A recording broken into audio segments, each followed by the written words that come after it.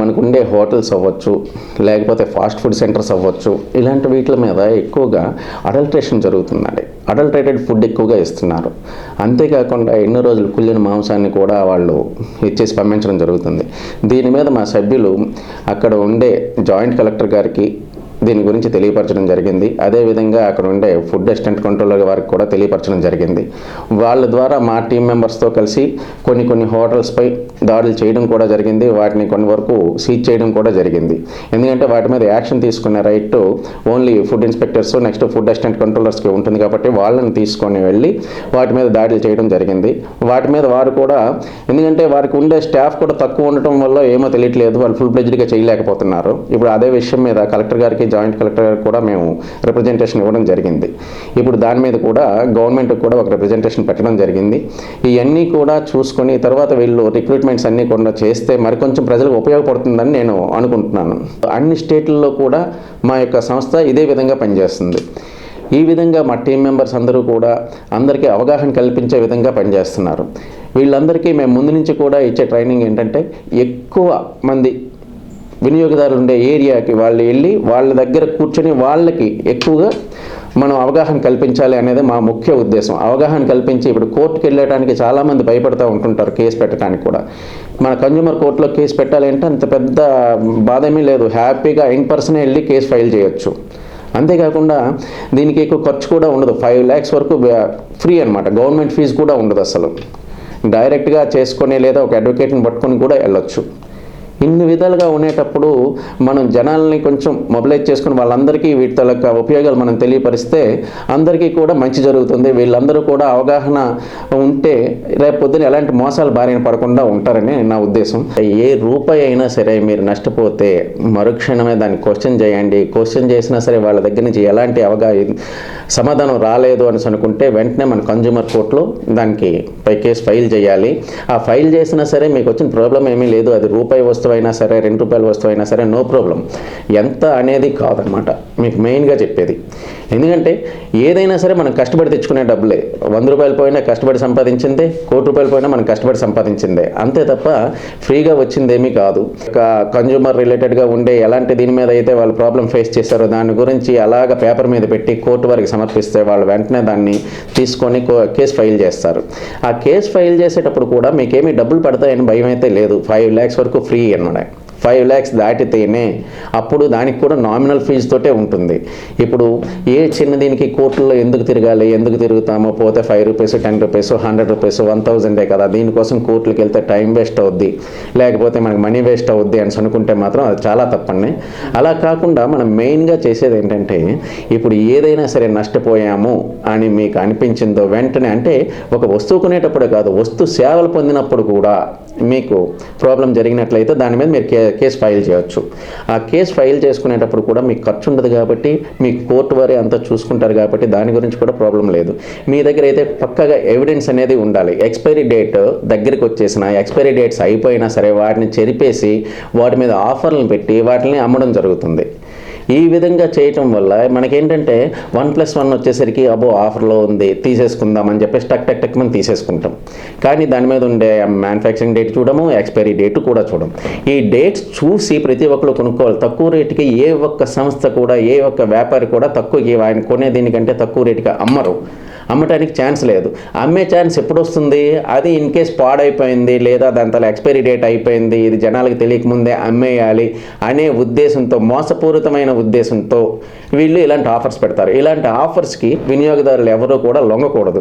ఎందుకంటే అలాంటివి వచ్చాయి అని అనుకుంటే ఎందుకు ఇలాగ ఇంత తక్కువ రేటుకి అమ్ముతున్నారు అనేది కూడా ఒకసారి గ్రహించాలి.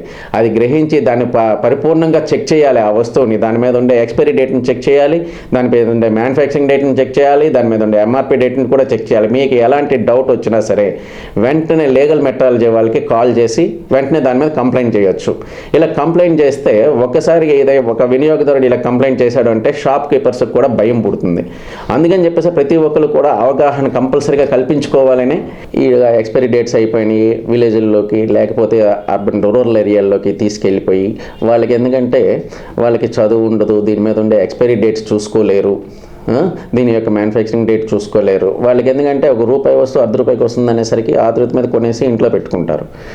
వాళ్ళకి కూడా మేము ఇప్పుడు ఏం చేస్తున్నామంటే రూరల్ ఏరియాస్కి కూడా వెళ్తున్నాం, ప్రతి ఇంటీరియర్ ఏరియాస్కి కూడా వెళ్తున్నాం. మీకు ఏదైనా సరే వచ్చింది అంటే మీ దగ్గరలో ఉండే చదువుకుండే పిల్లలకు కానీ ఎవరికైనా చూపించండి. తక్కువ రేట్లకు వచ్చాయి అని చెప్పేసి ఏ ఒక్కటి కొనుక్కోవద్దు. దీనివల్ల మీ యొక్క ఆరోగ్యం పోతుంది, మీ యొక్క డబ్బులు పోతుంటాయి. అందుకని చెప్పేసి మీరు కంపల్సరీగా మీ ఇంట్లో ఒకళ్ళైనా ఇద్దరైనా చదువుకునే పిల్లలు ఉంటారు, వాళ్ళకి చూపించండి. వాళ్ళకి చూపించి దీని ఎక్స్పైరీ డేట్ ఏముంది, మ్యానుఫ్యాక్చరింగ్ డేట్ ఏముంది, దీని మీద రేట్ ఏముంది, దీని మీద ఏమైనా స్టిక్కర్ అంటించి ఉంచారా. ఎందుకంటే ఎక్స్పైరీ డేట్ అయిపోయిన తర్వాత కూడా దాని మీద స్టిక్కర్లు పెట్టేసి కొత్త ఎక్స్పైరీ డేట్ వేసేసి కొత్త ఎంఆర్పి వేసేసి దాన్ని కూడా ఇప్పుడు చదువులేని కొంతమంది కొన్ని విలేజ్ల్లోకి తీసుకెళ్ళి అక్కడ అమ్ముతున్నారనమాట. అలాంటివన్నీ కూడా మనం కొంచెం కంట్రోల్ చేయాలి అని చెప్పేసి వాళ్ళకి అవగాహన సదస్సులు ఎక్కువగా ఏర్పాటు చేస్తున్నాం. కొన్ని వేల కోట్లండి పోతున్నాయి ఒక సంవత్సరంలో. ఎందుకంటే 2023లో 75,000 cases cyber crime cases file అవ్వడం జరిగింది.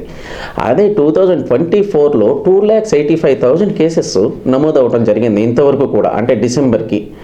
ఈ డిసెంబర్ వరకు జరిగింది అని అంటే చూడండి ఎన్ని రెట్లు పెరిగిపోయిందో, 200 రెట్లు చిల్లర పెరిగింది. అంటే ఎంత మోసపోతున్నారు జనాలు అనే దీని గురించి. సైబర్ క్రైమ్ జరిగిన వెంటనే 1930 నెంబర్కి మనం ఫోన్ చేసి చెప్తే వెంటనే వాళ్ళు కేసు రిజిస్టర్ చేస్తున్నారు. కేసు రిజిస్టర్ చేసి దాని మీద వెంటనే అయితే వాళ్ళు అమౌంట్ రికవరీ చేస్తున్నారు. అదే మనకి జరిగే 1 వీక్ 10 డేస్ అయిన తర్వాత కూడా మనం పోలీస్ స్టేషన్కి వెళ్ళి అప్పుడు కంప్లైంట్ చేస్తే రికవరీ జరగడం ఛాన్సెస్ కొంచెం 20% వరకే ఉంటాయి. ఇలాగ మనకి మోసం జరిగిన వెంటనే మనం సైబర్ క్రైమ్లో రిపోర్ట్ చేస్తే 100% కూడా 99% వాళ్ళు రికవరీకి ట్రై చేస్తున్నారు, రికవరీ వస్తున్నాయి కూడా. మనం ఎప్పుడు కూడా ఇలాంటి ఏవైనా సరే ఫోనుల్లో ఫోన్ చేసేసి మీకు బ్యాంక్ నుంచి చేస్తున్నాము ఇలాంటివన్నీ కూడా ఏ ఒక్కరు కూడా, ఎందుకంటే మనం ఒక బ్యాంక్కి వెళ్ళి మన వర్క్ చేయించుకోవాలంటే గంట నిలబడాలి. అంత పని జరుగుతున్నప్పుడు ఏ బ్యాంక్ నుంచి కూడా మనకు ఫోన్ చేసి మీ అకౌంట్ సీజ్ చేస్తున్నాం, మీ కార్డ్ సీజ్ చేస్తున్నాం అనేది అసలు ఎప్పుడు ఎవ్వరు కూడా చెప్పరు. ఇవి కూడా మీరు నమ్మొద్దు, ఎవ్వరికి మీ యొక్క ఓటీపీలను ఇవ్వద్దు. నెక్స్ట్ ఇప్పుడు కొత్తగా ఇంకొక మోసం జరుగుతుందండి. ఇది సైబర్ క్రైమ్లో ఎలాగంటే ఒకళ్ళు ఫోన్ చేస్తున్నారు, ఏమండి మీ వాళ్ళకి మేము అమౌంట్ ఇవ్వాలి, 3,000 ఇవ్వాలి అని చెప్పేసి అంటున్నారు. అనేసరికి ఆయనతో ఫోన్ అవ్వట్లేదు, మీ నెంబర్కి చేసేస్తాను 3,000 అని అంటే ఓహో నిజంగా ఇవ్వాలేమో అనుకొని ఓకే అని చెప్పేసి నా నెంబర్కి చేసేయండి అని. వాళ్ళు ఏం చేస్తున్నారు 3,000 అనే దీనికి 30,000 అని చెప్పేసి మనకు ఒక మెసేజ్ వస్తుంది. 30,000 పంపించి మళ్ళీ వెంటనే మనకు ఒక కాల్ వస్తుంది. మనం ఏ బ్యాంకు ఆ బ్యాంకు తోలక దీని నుంచే ఆ మెసేజ్ వస్తుంది అనమాట. అది వచ్చినప్పుడు ఏం జరుగుతుంది, మనం 30,000 పంపించారనేసి మనం చూసుకుంటేలోగానే వెంటనే మళ్ళీ కాల్ వస్తుంది. కాల్ వచ్చిన వెంటనే వాళ్ళు ఏం చెప్తున్నారు, మేడం మీకు ఒక 0 ఎక్స్ట్రా కొట్టేసాం, లేకపోతే సార్ మీకు 0 ఎక్స్ట్రా కొట్టేసాం, అందుకే 30,000 వచ్చింది, ఆ 27,000 నాకు రిటర్న్ చేసేయండి, 3,000 మీరు ఉంచేసుకోండి అని అంటున్నారు అనమాట. అనేసరికి మనం ఇక్కడ మొబైల్లో చూసుకునేసరికి మనకు మొబైల్లో 30,000 కనిపిస్తుంది, మన బ్యాంక్ నుంచి వచ్చినట్టే యాజ్ ఇట్ ఈజ్ మెసేజ్ ఉంటుంది. అది ఉండడం చూసి మనం ఏమనుకుంటాం, వెంటనే 27,000 కొట్టేస్తాం. అది మన అకౌంట్లోంచి వెళ్ళిపోతుంది. ఇదంతా ఫ్రాడ్ మెసేజ్ అనమాట. ఇది ఒరిజినల్గా మనకు బ్యాంక్ నుంచి వచ్చే మెసేజ్ కాదు. ఇన్ కేస్ మీకు ఎవరైనా సరే ఇలా చెప్తే మీరు వెంటనే వెళ్ళి అక్కడికి వెళ్ళనమాట, బ్యాంక్కి వెళ్ళి ఒకసారి చెక్ చేసుకోండి మీ అకౌంట్లోకి అమౌంట్ వచ్చిందా రాలేదా. అకౌంట్లోకి అమౌంట్ రాలేదు అంటే మీకు రానట్టే లెక్క.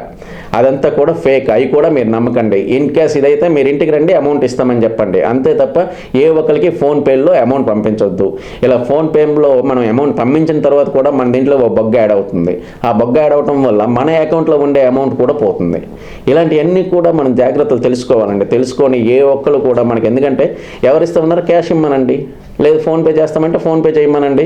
చేసిన తర్వాత మనకి బ్యాంక్లో పడిందో లేదో కన్ఫర్మ్ చేసుకోవాలి. కన్ఫర్మ్ చేసుకున్న తర్వాతే మీరు వాళ్ళకి డబ్బులు కూడా క్యాష్ రూపంలో ఇవ్వండి.